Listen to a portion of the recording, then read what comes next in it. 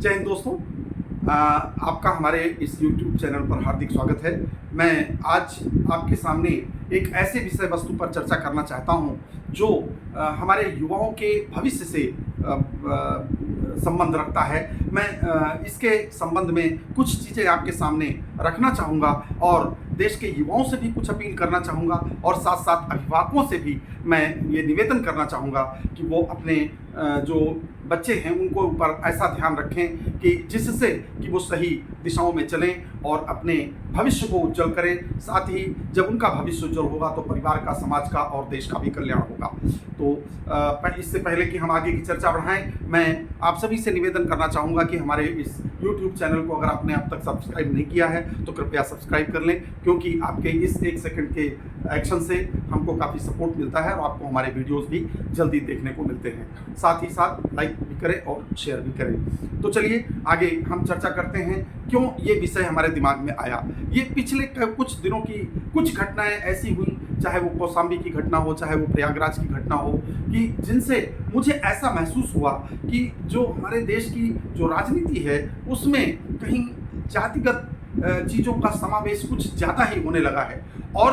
राजनीति अपने हिसाब से चलेगी, जिसको जिस तरह से करना होगा वो करेगा। ये राजनीतिज्ञों का काम है, राजनीतिक पार्टियों का काम है। लेकिन मैं इससे एक ही चीज़ से भयभीत हूँ कि हमारे देश के युवाओं के ऊपर जो इसका असर पड़ता है, जो कभी ये इन नेताओं के आह्वान पर कहीं पर एकत्रित हो जाते हैं या उनके सपोर्ट में कहीं पर एकत्रित हो जाते हैं और वो धीरे धीरे वो मजमा जो है एक विशाल धरना प्रदर्शन का रूप लेते हुए जब उग्र रूप ले लेता है और उसमें किसी प्रकार की हिंसा हो जाती है, तो उस हिंसा में कई बार जो पब्लिक प्रॉपर्टी है और प्राइवेट प्रॉपर्टी है उसका भी नुकसान हो जाता है। और जब वो नुकसान हो जाता है, आवेश में वो हो तो जाता है, लेकिन जब वो नुकसान हो जाता है तो उसके बाद जो लॉ एंड ऑर्डर की मशीनरी है फिर वो अपना काम करना शुरू करती है। और जब वो वापस पकड़ना धकड़ना शुरू करती है और लोगों को उठा करके उन पर NSA लगाया जाता है और विभिन्न धाराएं लगाई जाती हैं और उनको जब अरेस्ट किया जाता है तो वहाँ पर उनका भविष्य दांव पर लग जाता है। तो इसलिए मैं एक ही चीज़ अपने युवाओं से कहना चाहता हूँ कि अपने भविष्य के लिए चिंतित रहें, अपने लक्ष्यों को निर्धारित करें और उसके लिए काम करें, उसके लिए मेहनत करें, अपने समय को नष्ट न करें, इस तरह की चीज़ों में उलझ करके अपने भविष्य को बर्बाद न करें। क्योंकि अगर आपका एक युवा का भविष्य बेहतर होता है तो उसके सहारे उस पूरे परिवार को एक रोशनी मिलती है और उस पूरे परिवार का उत्थान होता है। और जब इस तरह से एक एक परिवारों का उत्थान होता है तो पूरे समाज का उत्थान होता है और देश प्रगति करता है। तो इसलिए देश की प्रगति में किसी प्रकार की बाधा न हो, उसके लिए हमारे युवाओं का भविष्य बेहतर होना चाहिए और उनको सही रास्ते पर चलते रहने का सतत प्रयत्न करना चाहिए। अब जैसे कि जो प्रयागराज की घटना है उसमें अब तक जो मीडिया के थ्रू और सोशल मीडिया से जो खबरें निकल करके आ रही हैं, लगभग 100 लोगों की गिरफ्तारी हुई है और 700 लोगों के ऊपर जो है केसेस किए गए हैं। तो ऐसी स्थिति में ये ऐसी स्थिति उत्पन्न क्यों हुई कि ये चीज़ें प्रशासन को करना पड़ा? इस पर विचार करना होगा और इस पर विचार हमारे उन युवाओं को करना होगा कि असल में किसका समय नष्ट हुआ, किसका भविष्य बर्बाद हुआ। ये भविष्य आपका बर्बाद हुआ। वो जो कहीं कोई जा रहा था और उसको प्रशासन ने रोका था और इसकी वजह से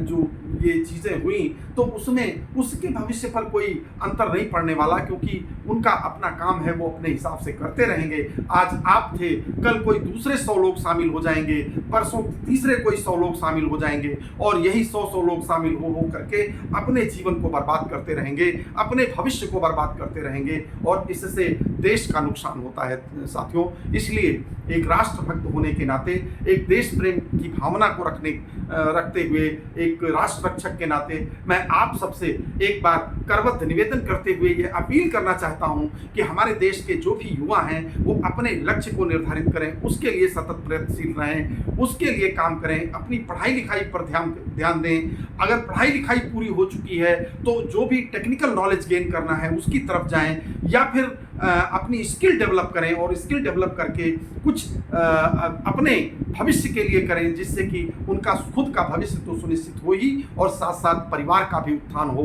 परिवार के लोगों का लुक आफ्टर हो, भरण पोषण हो और वो परिवार आगे बढ़े। और जब इस तरह से परिवार आगे बढ़ेंगे तो समाज आगे बढ़ेगा, और जब समाज आगे बढ़ेगा तो हमारा देश भी आगे बढ़ेगा दोस्तों। तो इसलिए हम सबको अपने लक्ष्य पर केंद्रित होकर के और आगे बढ़ने का काम करना है। इस तरह की चीज़ों में इन्वॉल्व होने से बचना है, क्योंकि एक बार जब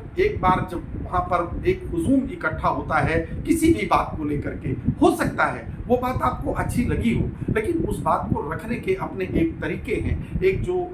शांति प्रिय तरीका होता है, उस शांति प्रिय तरीके से अगर चीज़ें रखी जाती हैं तो फिर इस तरह की कठिनाइयाँ नहीं आती हैं। लेकिन जब कोई भी धरना प्रदर्शन या कोई बात रखने का तरीका उग्र हो जाता है तो उसमें जाने अनजाने बहुत सी गलतियां हो जाती हैं, और वो गलतियां इस तरह की हो जाती हैं कि वो भीषण परिणाम लाते हैं। क्योंकि जब उस समय रास्ते में कोई परेशान होगा, कोई एम्बुलेंस रुक जाएगी, किसी की जान चली जाएगी, ये तो एक उस तरह के नुकसान हुए। और दूसरे, जब ज़्यादा आवेश में आकर के जो जिस तरह की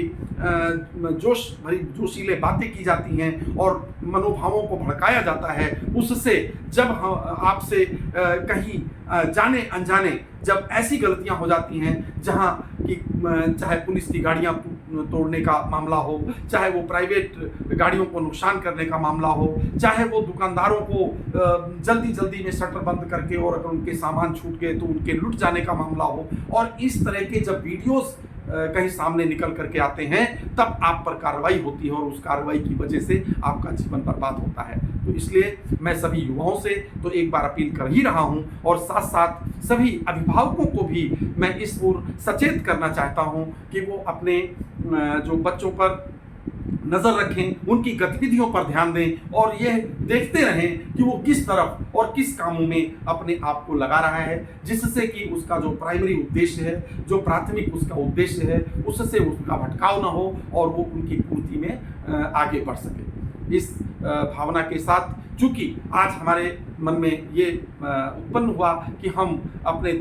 देश के जो भी युवा हैं और जो अभिभावक हैं उनका ध्यान इस ओर आकर्षित करें कि कहीं वो इस तरह की जो आयोजित की जाने वाली रैलियां या जो भी धरना प्रदर्शन जो भी कह लें उसको, अगर उसमें उनके बच्चे इन्वॉल्व हो जाते हैं तो बाद में बहुत सारी कठिनाइयों का सामना करते हुए अपने जीवन में जो लक्ष्य प्राप्ति होती है उसमें भी बाधाएं उत्पन्न हो सकती हैं, जिससे न केवल आपका, आपके परिवार का, बल्कि पूरे राष्ट्र का जो है नुकसान होता है। तो इसलिए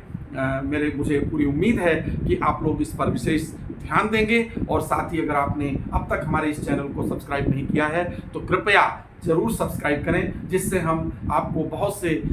समसामयिक मुद्दों पर और जनसाधारण के कल्याण की बातों के लिए भी हम वीडियोस आप तक पहुंचाने और संदेशों को पहुंचाने का कार्य करेंगे। इसके साथ ही जय हिंद, जय भारत, वंदे मातरम। जय हिंद दोस्तों।